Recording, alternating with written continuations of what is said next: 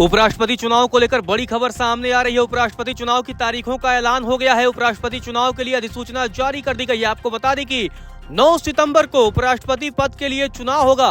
21 अगस्त को नामांकन की आखिरी तारीख है। ऐसे में बड़ी खबर सामने आ रही है। उपराष्ट्रपति चुनाव के लिए तारीखों का ऐलान हो गया है। 7 अगस्त यानी 7 अगस्त वो तारीख है जिस दिन से नामांकन शुरू हो जाएगा, नोटिफिकेशन जारी हो जाएगा और उसके बाद से नामांकन दाखिल किया जा सकेगा। 21 अगस्त तक नामांकन दाखिल किया जा सकेगा। 21 अगस्त नामांकन की आखिरी तारीख है। इसके अलावा जो भी उम्मीदवार होगा 25 अगस्त तक आपको बता दें ये वो तारीख है जिस दिन कैंडिडेट अपने फॉर्म को विड्रॉ कर सकता है, यानी कि अपनी घोषणा वापस ले सकता है। और बड़ी खबर यह है कि 9 सितंबर को उपराष्ट्रपति चुनाव के लिए मतदान किया जाएगा।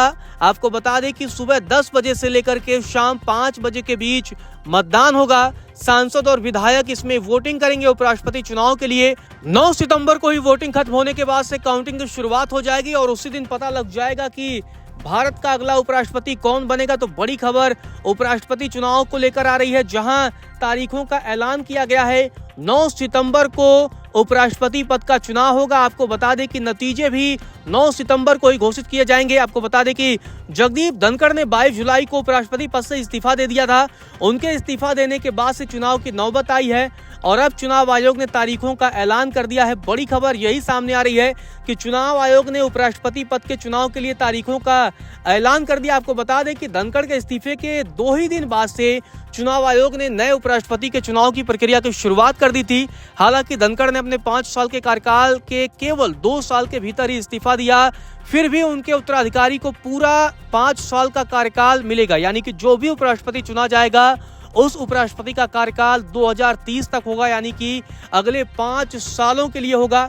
अब ये देखना दिलचस्प होगा कि एनडीए की तरफ से किसे उम्मीदवार बनाया जाएगा। इसके अलावा इंडिया गठबंधन भी क्या चुनावी मैदान में उतरेगा, यानी कि ये देखना दिलचस्प होगा कि जब उपराष्ट्रपति पद के लिए अब चुनाव की तारीखों का ऐलान हो गया है तो सत्ता पक्ष और विपक्ष की तरफ से किसे मौका मिलेगा और क्या उपराष्ट्रपति चुनाव के जरिए विपक्ष अपनी एकता को दिखाने का मौका भुनाना चाहेगी। ये एक बड़ा सवाल होगा। क्या एनडीए के खिलाफ इंडिया भी अपना उम्मीदवार उतारेगा? एनडीए में भी कई नामों की चर्चा हो रही है, जिसमें तमाम कई नामों की चर्चा है और ये देखना दिलचस्प होगा कि किसे उम्मीदवार बनाया जाता है। कई लोगों को लगता है कि हरिवंश उम्मीदवार हो सकते हैं, जो कि अभी उपसभापति हैं। इसके अलावा बहुत सारे नामों की और चर्चा हो रही है, लेकिन इंडिया गठबंधन किसे उम्मीदवार बनाएगा इसे लेकर भी हलचल है, क्योंकि इंडिया गठबंधन इस चुनाव में उतर सकता है और चुनाव के जरिए बड़ा संदेश दे सकता है।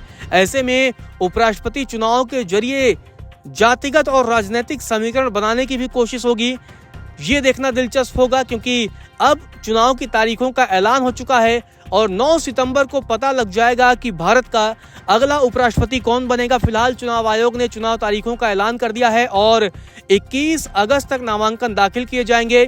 7 अगस्त से नामांकन की शुरुआत हो जाएगी और तब पता लग पाएगा कि कौन उम्मीदवार होगा और चुनाव में किसे जीत मिलेगी। तो बड़ी खबर है, चुनाव आयोग ने उपराष्ट्रपति चुनाव के लिए अधिसूचना जारी कर दी है और 9 सितंबर को उपराष्ट्रपति पद के लिए चुनाव होंगे।